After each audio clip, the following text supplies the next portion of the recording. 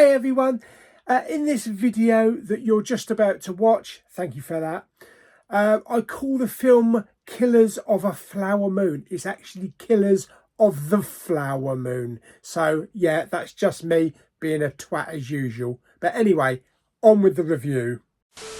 Killers of a Flower Moon, co-written and directed by Martin Scorsese, based on a book by David Gran, which tells the real-life accounts of the Osage Indian population in Oklahoma, who discovered oil and how white man decided, that's my money. Let's talk a little bit about it and also talk about the running time of 3.5 hours. 4 hours if you include the adverts, yes.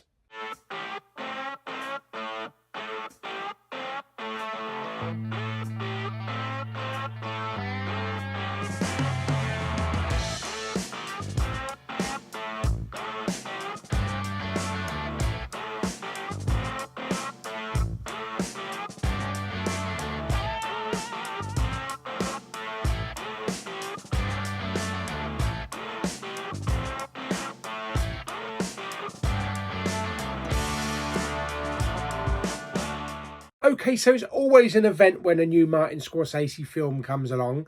Actually, I need to correct that because actually his name is Scorsese. Yeah, I didn't know that. How many years have we been going by saying Martin Scorsese? Yeah, I found out a couple of days ago. It's actually pronounced Scorsese. Who knew? Anyway, yeah, this tells the story of the Osage Indian people in the 1920s in Oklahoma who discovered oil and they got rich off it. I don't know that part of history. I've never heard of that part of history before. And because they got rich off it, of course, white man decides, hang on a minute, that's our land. Yeah, we want some of that money. So there was a lot of killings that happened as well. It's got a really impressive cast, including Leonardo DiCaprio, who plays the character called Ernest Burkhardt. He's just come back from war and he works for his uncle, William Hale, played by Robert De Niro.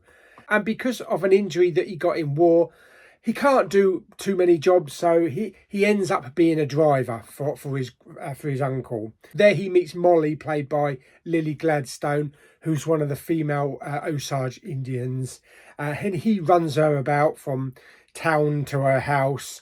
He gets to know her and eventually they fall in love. Now, Robert De Niro's character, William Hale, he is respected by some of the Osage Indians, but he's got this darker side as well. You don't quite know which side of the fence he's on, and his true colours emerge throughout the film. And there's a lot of plotting and manipulation. The cast are really good.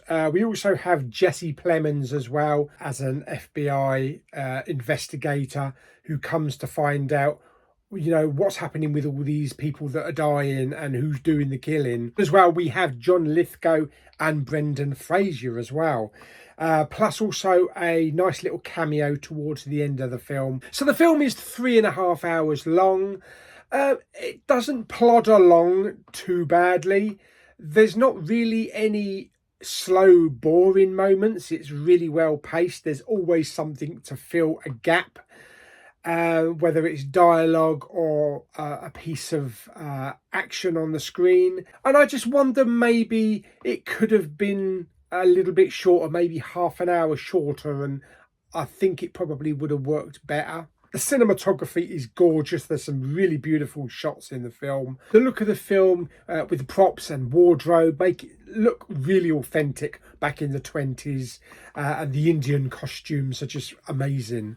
There is a fair bit of violence in the film, 15 certificate. And funny thing is that we were like 3 hours into the film and all of a sudden this family of probably a mother and a father, I couldn't see because it was dark, and a small child that from the height, they looked about 10, walked into the screen, sat down, and then all of a sudden someone got shot in the head. and they got up and walked out. So I think they realised they were in the wrong bloody screen. They probably wanted Paw Patrol or something. The music was good as well, and overall it was just a really well told story and brought us some history that probably a lot of us have never even realised happened. So far as Scorsese films go, it's a good one. It's a very good one. I wouldn't say it's the best. That still goes to Goodfellas, but it's high up there in his catalogue. And overall, it's a really good film. So there we go. So that is my thoughts on Killers of a Flower Moon, directed by Martin Scorsese and starring Leonardo DiCaprio, Lily Gladstone and Robert De Niro, amongst others. So I hope you enjoyed the video. If you did, like it by giving it some thumbs up. Don't forget to subscribe, comment and share.